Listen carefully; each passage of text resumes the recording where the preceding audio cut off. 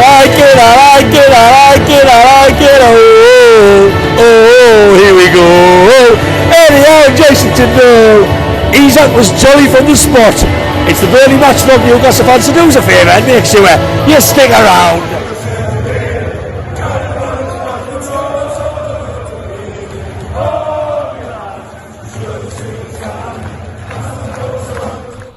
Welcome back to Black and White Banter, you lovely Newcastle fans. You've probably seen too much of my face at the moment, you really are, because Eddie Howe's Mags are in 4 competitions, so the matches are coming thick and fast. Just about to get over St. James's Park, Burnley at home. But before I get into that, the quiz question that I chucked in my match preview, for anyone who watched that as a new little element I'm going to throw into my videos, it was Mr. Adam Ricks, 4639 I think is his username, was correct when he answered Kieran Trippier. He's about to make his 400th league appearance today. A couple of people said Lascelles, Pope, they're not quite of the age to make that many appearances, so it is actually Kieran Trippier. So congrats, Mr. Adam, you did get that one right. So, on to this game. As I said in the preview, we are favourites, we should be favourites, and we should be winning this match. Aside from anything else, look at our home record. Do you know we are in the 36 matches that Eddie Howe's been in charge? We've only lost to Arsenal, Liverpool and Man City. That is some absolutely incredible home form that should not be underestimated. It is a fortress at St. James's. We've got a lot of momentum going into this one, and for me it's a case of just continue where you left off, lads. Just keep it going. More the attacking momentum. Defensively, we've always been quite reliable, even if we did have a sloppy start. We should have too much in the tank for Burnley today. I'm curious to see what team he goes with, because he's got midfield dilemmas there, and we don't know what strikers are available as of right now. But we should be winning this one. We should. I'm about to head over to St. James's Park now. I'm hoping for a good 3 o'clock. Do you know it's the first 3 o'clock kick-off since New Year's Eve? That's mad at St. James's Park. That is absolutely crazy. So I'm just about to head over there now, get on the metro, get myself over there, get amongst it, and fingers crossed we can cap off what has been an absolutely incredible fortnight, can I say, before Kylian Mbappe comes to sample the sausage rolls that Greggs has to offer in the Champions League on Wednesday. Oh yeah, the lad. Team news has just dropped. He's gone with Lascelles at the back. Botman is injured. There's rumours that he's out for a month. I really hope those rumours are just people wanting clicks on social media, because with Mbappe visiting St. James's Park on Wednesday, I will be devastated if one of the most integral players in our team is out that long. I really hope that isn't true. Midfield, I said I maybe wanted Joe Linton back in. He's gone with Elliot Anderson. I've got no problems with that at all. He's contributed to 2 back-to-back Premier League wins. One of our own. Long may that continue. Bruno, Longstaff, they picked themselves. Gordon, just keep doing what you've done, son, and Isaac is fit. Almiron he's gone with on the right. I'm still not so convinced, and I'll say that repeatedly on every single video I record. I'm still not so convinced. So I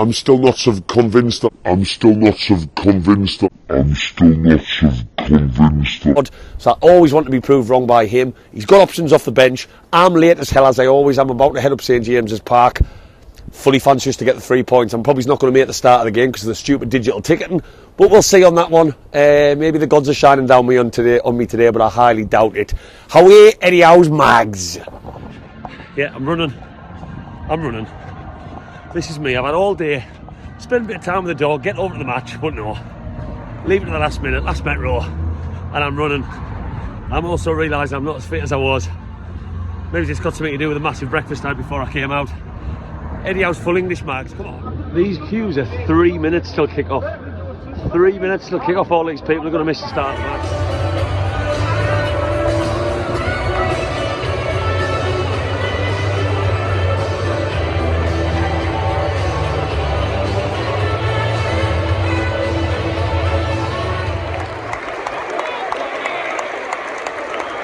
Get in there, Biggie son.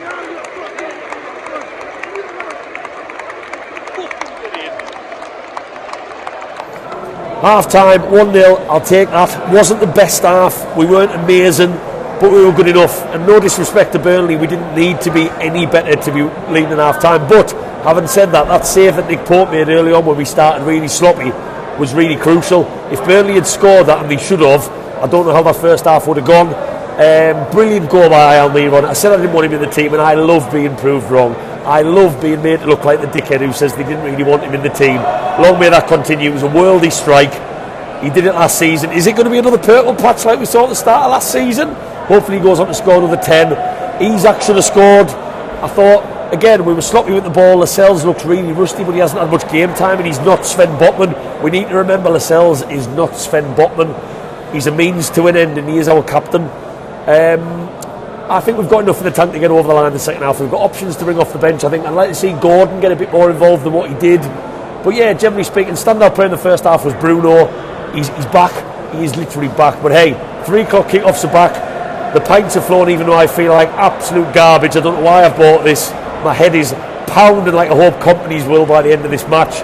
On to the second half we go. Away the lads.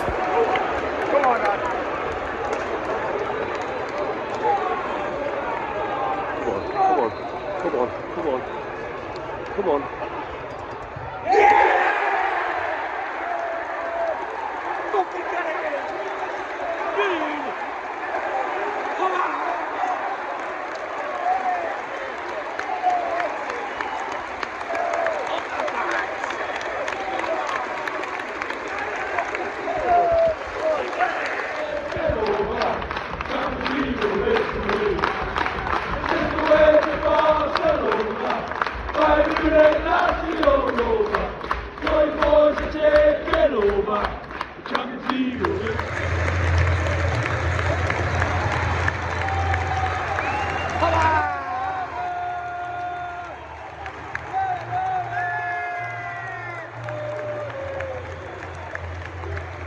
Right, I've just come out of the stadium. I've let things die down a little bit. I'm joined by Steve. Steve is from the London Mags.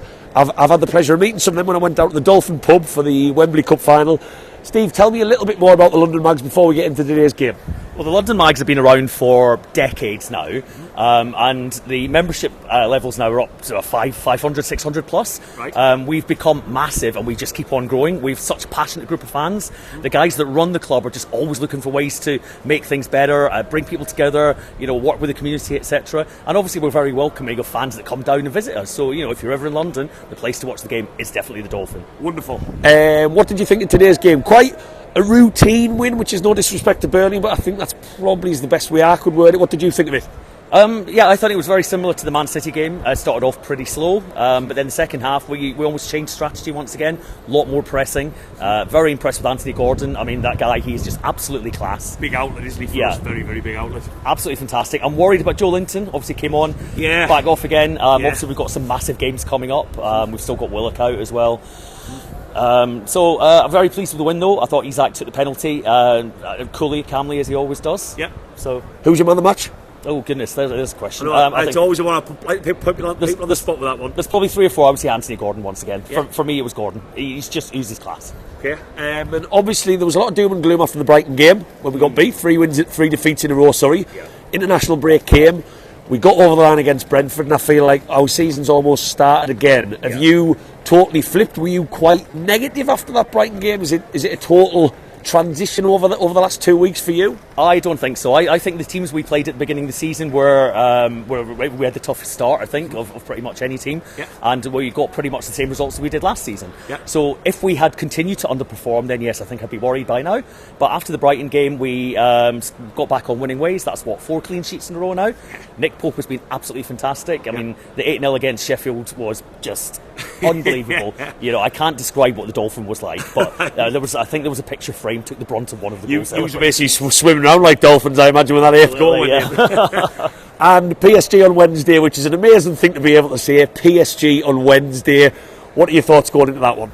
I'm sorely tempted to try and get a ticket on resale and come up again, but I think my manager would kill me if I was took any more time off work. Right. Well, I'd say a sickie. I don't think your manager watches my videos, so sickie's always an option. It is an option. I watched the Milan game. I thought, again, we played a brilliant game plan there and we came away with a point. I think PSG will be very, very different kettle of fish. I think we'll probably be more attacking against them.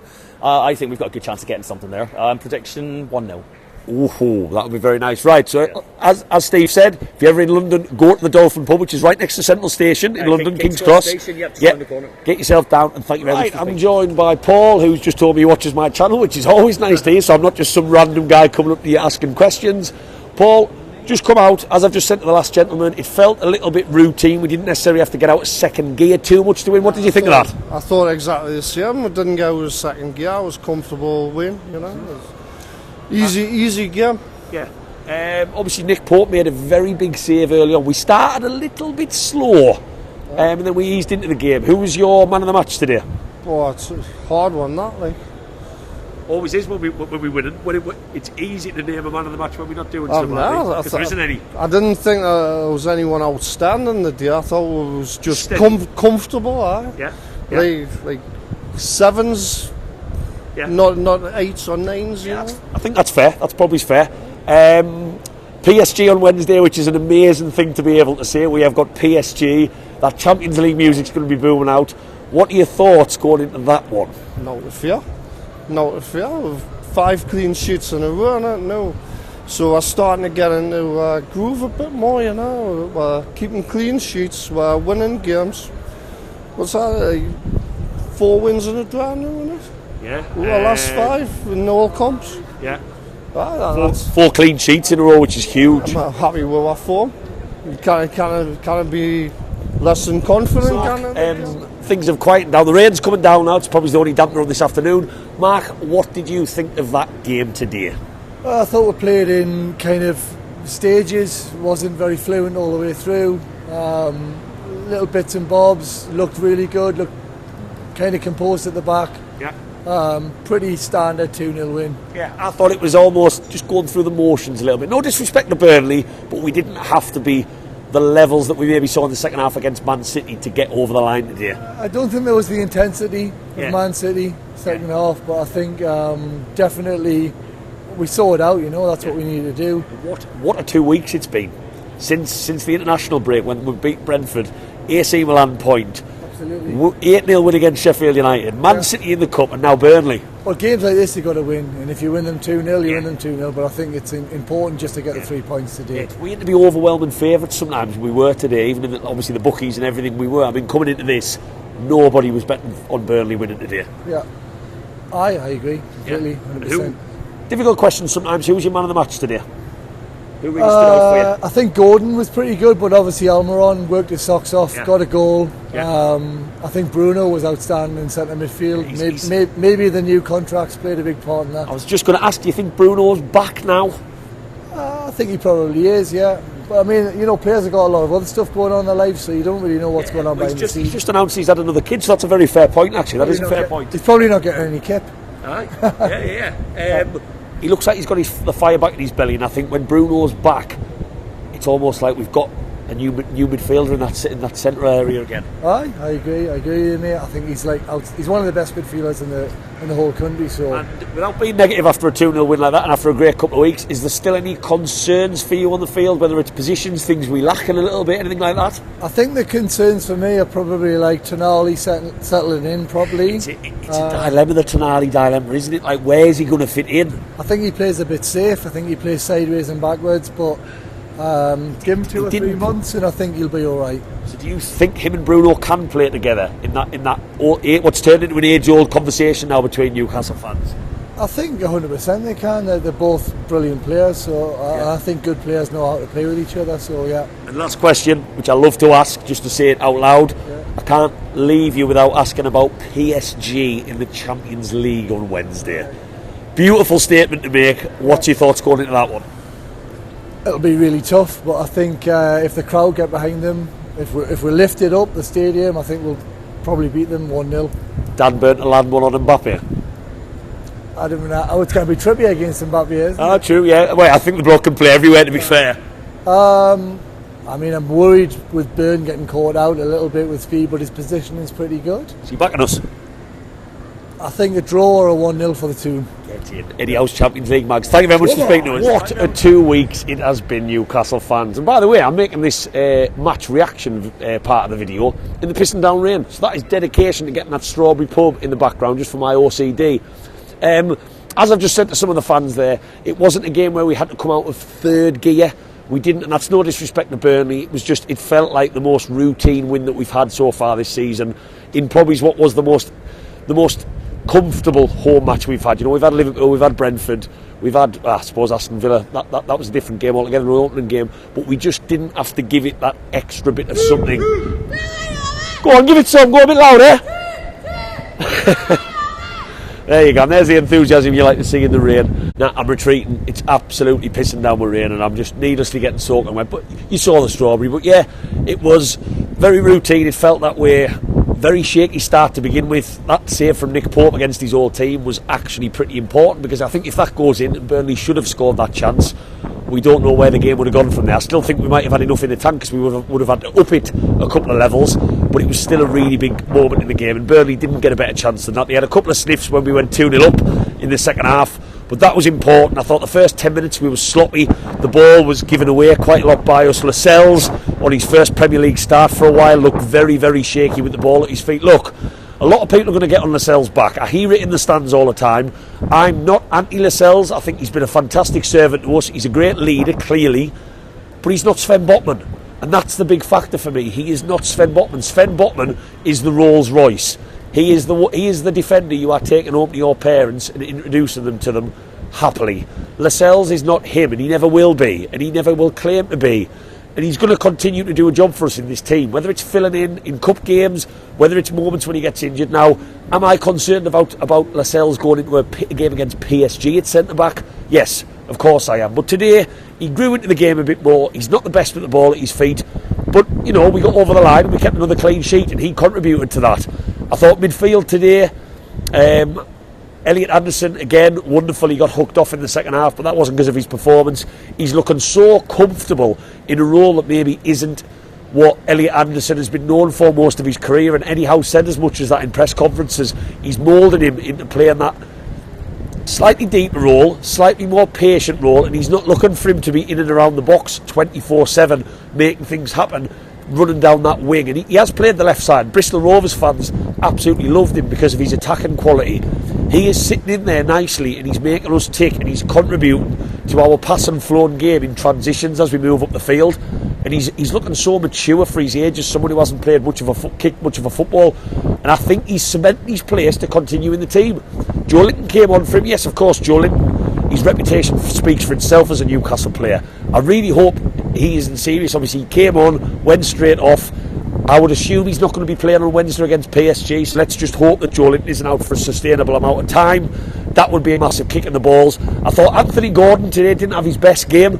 Wonderful to win the penalty, but he wasn't amazing. He never saw enough of the ball for me. He never really had the ball in enough solid areas, but he was still very good and very dangerous. And it was a clear as day penalty. I mean, the Burnley defender was right in front of me. His reaction said it all. It was just like, oh, fuck. That was an awful tackle. I shouldn't have done that. And we needed that at that point. Burnley had a couple of moments, but 1-0 is such a dangerous scoreline in the Premier League. And for me, my standout player, I was just asking people, a lot of people said Gordon, Bruno. And the reason it's Bruno for me is because he's just got that fire in his belly again. He's absolutely flying again. He's trying little flicks. He's linking up with Almiron. He's playing riskier passes, beautiful passes. He played one to Isaac for that chance in the first half that was wonderful. Absolutely wonderful. And I just think he's back and we are now seeing a much different midfield three because Bruno is firing on all cylinders again, and it's amazing to see. So he was my standout. Almiron, who I said I didn't really want in the team, goes and bangs in a worldie and generally has a very good game. Almiron, if you watch these videos, and I don't think you do because your English is still very poor, by the way, I'll keep saying that I don't want you in the team, and you just keep banging in them worldies into the top corner. It was a beautiful strike. That set us up, but again, we had a job to do today as the overwhelming favourites, and that's not always the case. And we did it. Burnley didn't offer too much going forward, which I didn't expect. That was the case. Second half, we had to ride a bit of a wave when we went 2-0 up. Nick Pope made a good save from a corner, but generally speaking, we got over the line. We did a job, and that is now 4 clean sheets in a row. That is how many goals scored in a week? 11 goals in 6 days with 0 conceded. Let's not underestimate, Newcastle fans, how great that is. We all have different expectations now. If I went into the Strawberry Pub now and asked people what they want this season, some are going to be saying cups, some are going to be whinging about this and that, and I've noticed it. But the fact we have just put this little run together since the international break is fantastic so early in the season. Bearing in mind, Eddie Howe is still betting players in, he's mixing the team up a lot, and we've beaten the likes of Man City, the likes of Brentford, who, you know, are no mugs at all. We've beaten teams 8-0 away from home. This is a wonderful run to be on, and it sets us up nicely for PSG. And yes, that's a statement I'm going to continue to make. It sets us up nicely for PSG in the Champions League. Absolutely amazing just to be able to say those words out loud. I cannot wait to hear that Champions League music on Wednesday. I'm going to be creaming my pants when that music gets belted out. I've got no shame in admitting that, so anyone next to me in the stadium is not going to really want to see that. And onto that one we go. We are winning football matches. We are keeping clean sheets. Did I have any concerns today? Yeah, a couple. I mean, that defensive issue with Botman, if Botman's not going to be playing against PSG, I'm worried. I am worried. Because I think our defence is totally different without him. Shah's good, Trippier's good, but Lascelles is not going to be of the standing to play against some of them. But bring them on, I say, and being a Newcastle fan suddenly feels rosy in the garden again, doesn't it? Football fans are fickle. And all of them Eddie Howe's not an elite manager comments that I've seen on my YouTube have gone very, very quiet now. It's a wonderful time to be alive as a Newcastle fan. Eddie Howe's Mags have 4 clean sheets in a row. We've won our last 3 in the league, which is amazing and very difficult to do. And you just feel like this team is only going to keep developing with your Gordons getting better. Your Tonali, who hasn't even had a sniff in this team. Bruno's back. Livramento's coming on earlier in the week and getting man of the match. We've got Callum Wilson and Isak fighting for that striker position. There's plenty to be positive about and plenty for us to knuckle down and really focus on what will be one of the most incredible matches of my lifetime at St. James Park on Wednesday. Bring on PSG, Newcastle fans, and thank you very much for watching this match vlog. I'm going to go and sink a pint and enjoy the 3 o'clock kickoffs. It's still daylight, fancy that. If you've liked this match vlog, give us a little likey loo. Give us a little subscribe, and I will see you for a couple more videos before we are the champions. Oh God, my illness is shining through. I cannot sing the Champions League song. I'll see you on the next one, Newcastle fans. Enjoy the rest of your weekend. How are you, lads?